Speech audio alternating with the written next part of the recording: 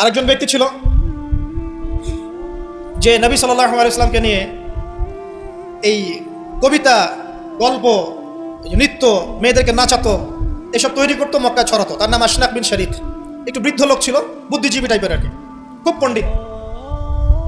তো এই কাজ করতে থাকতো। নবী করিম সাল্লাল্লাহু আলাইহি ওয়াসাল্লাম বদদুয়া করেছিলেন, প্লেগ, বসন্ত, গায়ে পচন ধরার মধ্য দিয়ে লোকের মৃত্যু হয়েছে। আরও আছে, বলতে গেলে অনেক সময় চলে যাবে, আপনাদের খুতবার সময় খুব শর্ট। আমি অন্য টপিকে যেতে যাচ্ছি আর কি। আমি বলতে চাচ্ছি এই আইয়ামে জাহেলিয়াত থেকে এটা চলে আসছে। নবী করিম সাল্লাল্লাহু আলাইহি ওয়াসাল্লামকে জীবিত অবস্থায় এই 23 বছরে মোট 16 বার হত্যা করার চেষ্টা করা হয়েছে। কতবার? এবং তাকে এই 23 বছরের নববী জীবনে প্রায় 15টা গালি খেতে হয়েছে।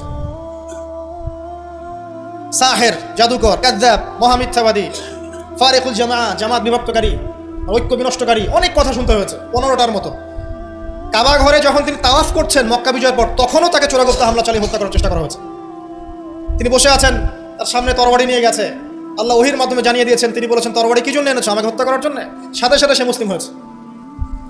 ইহুদিরা ডেকেছে, এই যে বনু নাজির গোত্র, যাদের ঘটনা সূরা হাশরের মধ্যে বর্ণিত আছে। সূরা হাশরের পিছনে দেখবেন বনু নাজিরের ঘটনা আছে। বনু নাজির এরা ডেকেছে নবী সাল্লাল্লাহু আলাইহি ওয়াসাল্লামকে, চুক্তি নিয়ে আমরা কথা বলবো, আমরা শান্তি নিয়ে কথা বলবো, এই জন্য ডেকেছে।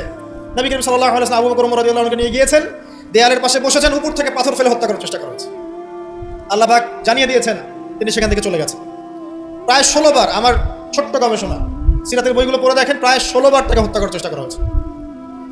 আসসালামু আলাইকুম। ভিডিওটা যদি ভালো লাগে তাহলে ভিডিওতে একটা লাইক, কমেন্ট, শেয়ার এবং নতুন দর্শক হয়ে থাকলে অবশ্যই চ্যানেলটা সাবস্ক্রাইব করবেন। ধন্যবাদ।